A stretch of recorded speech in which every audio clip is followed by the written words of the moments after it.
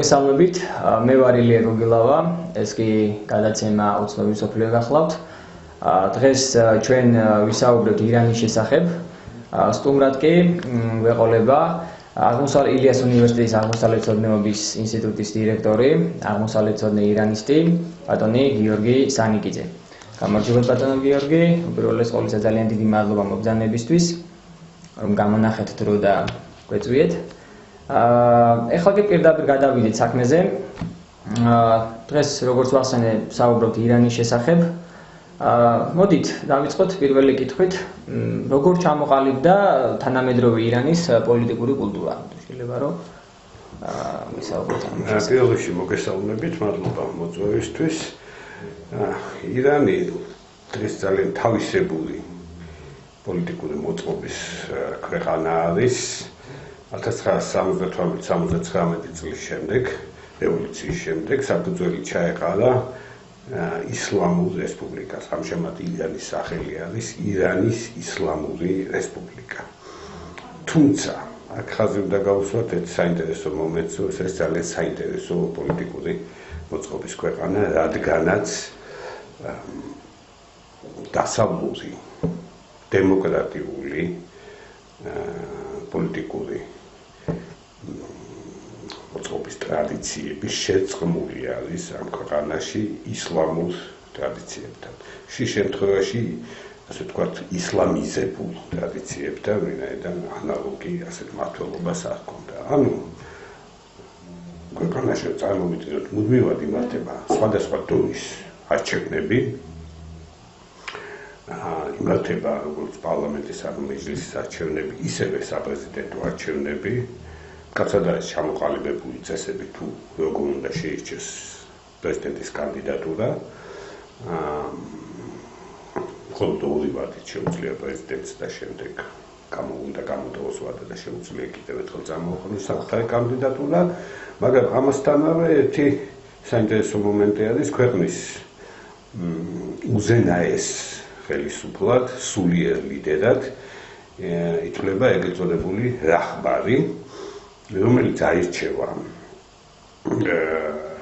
ღვთისმეტყველო სამართლისმცოდნეთა ძალიან ვიწრო წრის მიერ, რომლის გადაყენებაც, ასე ვთქვათ, პრაქტიკულად შეუძლებელია და პრაქტიკულად ის არის სწორედ ქვეყანაში ყველაზე დიდი ძალაუფლების მქონე პირი, თუ დაუმატებთ იმას, რომ უშუალოდ რაჰბარს, ესე იგი სულიერ წინამძღოლს ქვეყნისა ემორჩილება ქვეყნის ძალოვანი სტრუქტურები.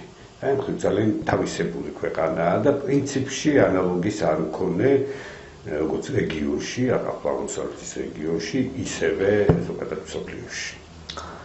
ახლა თუ შეიძლება უფრო კონკრეტულად რომ გვესაუბროთ, აი რელიგიის გავლენა უშუალოდ ირანის პოლიტიკურ ცხოვრებაზე როგორ აისახება და როგორია ზოგადად? როგორც თავიდანვე აღვნიშნეთ, თვითონ სათაურში არის ამ ქვეყნის სახელწოდებაში გამოდანილი, რომ ეს არის ისლამური რესპუბლიკა, სახელმწიფო არა, ხაზი გავუსვათ რესპუბლიკა. იმიტომ რომ აქაც ისლამური და რესპუბლიკა, ანუ დასავლური სახელწოდება.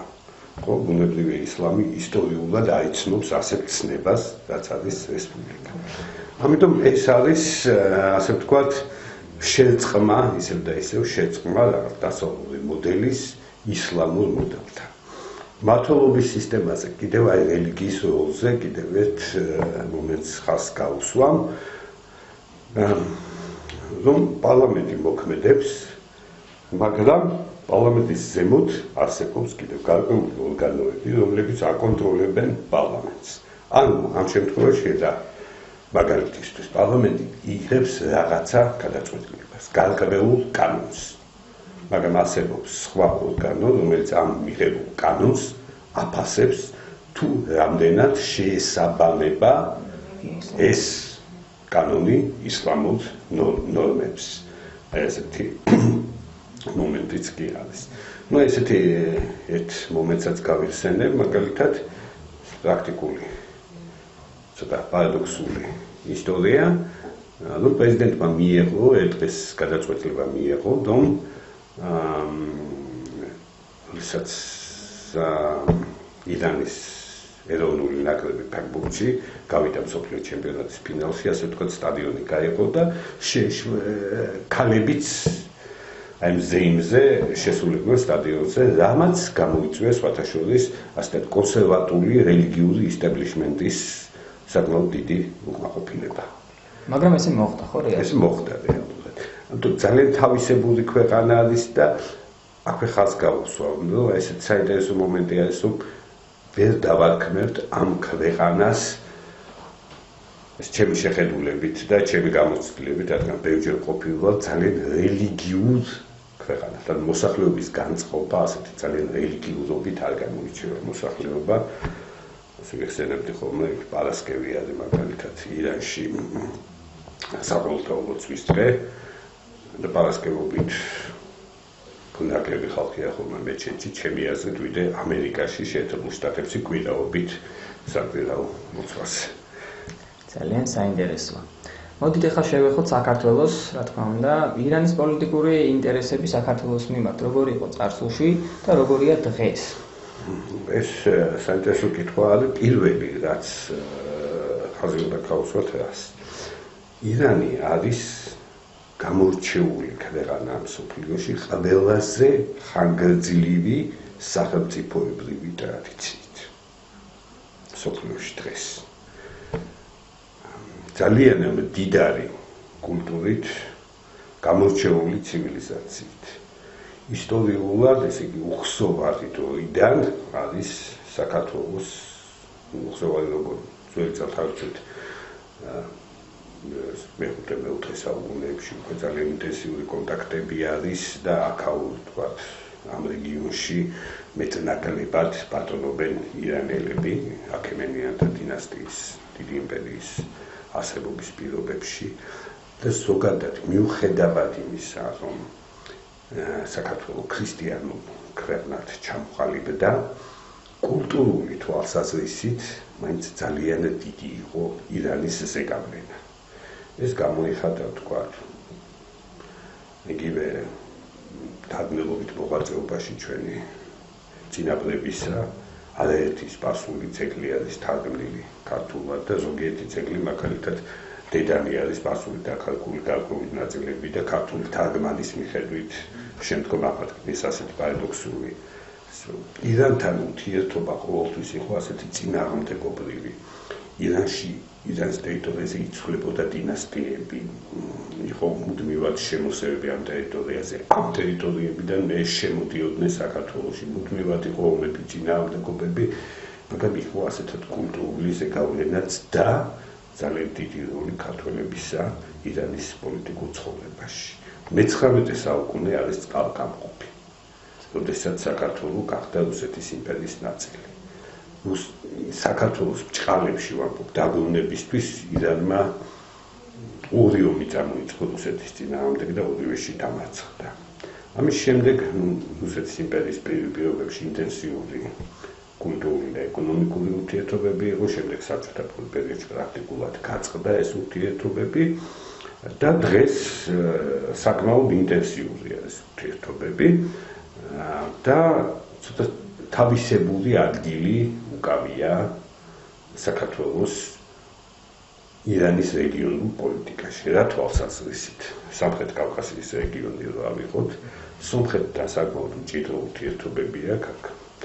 დიდწილად რუსეთთან ურთიერთობების განხამბირებული ხარ ჩვენ ძალიან შორს დაკამატვეს ჩავალ პოლიტიკაში, მაგრამ ეს მომენტი არსებობს. აზერბაიჯანთან მჭიდრო არის ურთიერთობები, მაგრამ გარკვეულწილად წინააღმდეგობრივი, იმიტომ რომ აქ არის როგორც ვთქვათ, მცირე, მაგრამ უფრო აზერბაიჯანის მხრიდან ძალიან ბუნდოვანი ტერიტორიული პრეტენზიებიც და ასევე კასპიის ზღვის რესურსებზე წინააღმდეგობები. რაც შეეხება საქართველოს, ჩვენ საკმაოდ თავისებურ მდგომარეობაში გვაქვს, ჩვენ არა გვაქვს საერთო საზღვარი ირანთან, მაგრამ ისტორიულად და კულტურულად მეზობელი ქვეყანა არის, ბუნებრივია ურთიერთობები შეიძლება მოვნაწყოთ, ასე ვთქვათ, კეთილმოეზობლურ ურთიერთობებად, მაგრამ ძალიან ღრმა ურთიერთობებად არის. მაგრამ არის ერთი ძალიან მნიშვნელოვანი მომენტი, ირანელებისთვის ძალიან მიმზიდველი არის საქართველო. ტურისტული თვალსაზრისითაც, იმიტომ რომ ძალიან ისეთი, მაგალითად თბილისი ირანელთა ისტორიულ მეხსიერებაში ერთ-ერთ ყველაზე გამორჩეულ ქალაქად ითვლება. ამიტომ ჩვენ შევხვდებით თქვა ქალაქში თბილისშიც არაერთი ირანული ფირმა არის ხო დღეს. კიდევ ერთი მომენტი, რაც მომავალში შეიძლება ასე ვთქვათ საინტერესო გახდეს და მნიშვნელოვანი, საქართველოს პროდასავლური ქვეყანა შეიძლება ირანის პოლიტიკაში ან ინტერესებში ეს არ შედის პროდასავლურ ქვეყანაში, მაგრამ ასე ვთქვათ საქართველოს გარკვეულწილად შეიძლება შუამავლის როლი მომავალში შეასრულოს ირანსა და დასავლეთ შორის. ამის პოტენციალი არსებობს და ამის ინტერესიც რეალურად რამდენადაც ასე ვთქვათ ლოგიკურად არის ეკონომიკურ ჭრილში გულისხმობთ. ეკონომიკურ ჭრილშიც და პოლიტიკურ ჭრილშიც. მეორე ირანის ბირთვულ პროგრამასთან დაკავშირებით მიღწეული შეთანხმება ბევრ პერსპექტივას ხსნის ეკონომიკურ თვალსაზრისით. პირველ რიგში სატრანზიტო გზებით საქართველოს ასე ვთქვათ ძალიან ხელსაყრელი მდგომარეობა აქვს საქართველოს ტრანზიტული გზებისთვის, ასევე ავტოსადენებისთვის, გაზსადენებისთვის და არაერთი მივიწყებული პროექტი, მათ შორის ცნობილი ნაბუკო შეიძლება ისევ ასე ვთქვათ გაიხსენონ და უკვე გაიხსენეს და ესეც შედის საქართველოს ინტერესებში რეალურად. ბატონო გიორგი, დღევანდელი მდგომარეობა გვაინტერესებს, ანუ ირანს დღეს რეგიონალური მოკავშირე ყავს თუ არა? ასე ვთქვათ, ირანს არ აყავს რეალური სტრატეგიული პარტნიორი დღეს მსოფლიოში. ყველაზე ახლო ვისთანაც ირანი არის რეგიონში არის სირია. ანუ სირია მეგულისხმობ ბაშარ არ-ასადის რეჟიმს, რომელიც ასე ვთქვათ, იცით, დღეს ვითარება სირიასა და ერაყში და სულს ყავს. საკმაოდ რთულია, არ არის ასე ვთქვათ, ხანძლივადიან პერსპექტივაზე გაცვლილი რაღაც სტრატეგიული თანამშრომლობა. მეორე მომენტი ერაყთან ამდენი ხნის მანძილზე ომი ჰქონდა, ხო, ირანს. დღეს ერაყში სიტუაცია შეიცვალა, ასე ხელისუფლების სათავეში შიიტები არიან, რაც ბუნებრივი მოკავშირეება თითქოს არ იქნებიან, თუმცა არ ავიწყდებათ, რომ ერაყსაც აქვს თავისი ინტერესები, რაც არ ემთხვევა ირანის ინტერესებს, მაგრამ ერაყისშიც ასევე ძალიან სერიოზული პრობლემები არის დღეს. ყოველ შემთხვევაში სირიასაც და ერაყშიც დღეს ირანი ძალიან მნიშვნელოვან როლს ასრულებს და საერთოდ ეს მოწესრიგება ამ რეგიონის წარმოუდგენელი იქნება ირანის ძალიან აქტიური მონაწილეობის გარეშე, რადგან შეიძლება თავისუფლად ითქვას, რომ პირველი ირანი არის შემდგარი სახელმწიფო რეგიონის სხვა სახელმწიფოებისგან განსხვავებით და არ აქვს ტერიტორიული პრეტენზიები სხვა სახელმწიფოების მიმართ და მეორე ირანი არის რეგიონული სახელმწიფო, რომელსაც საკმაოდ ძლიერი და გამოცდილი არმია ჰყავს. როგორ ფიქრობთ, როგორ შეიძლება ირანის მდგომარეობა, თუ იგი მჭიდრო პოლიტიკურ და ეკონომიკურ კონტაქტებს დაამყარებს ევროპისა და ევროპის ქვეყნებთან და ამერიკასთან, თუ შეიძლება რომ რა თქმა უნდა, ახლა არის ძალიან სწრაფი ცვლილებები ირანთან დაკავშირების, როგორც ევროკავშირის მხრიდან, ევროკავშირის ქვეყნების მხრიდან, ისე შეერთებული შტატების მხრიდან და 2 დღის წინ ჩავიდა ირანში საფრანგეთის დელეგაცია, ფინანსური წრეები და სხვადასხვა კომპანიები, მსმელი კომპანიები, ვითარების შესასწავლად. ეს ძალიან მნიშვნელოვანია, იმიტომ რომ პრაქტიკულად გადაწყვეტილია ეს ბირთვული შეთანხმების მიღწეულია რეალურად ბირთვულ პროგრამაზე შეთანხმება.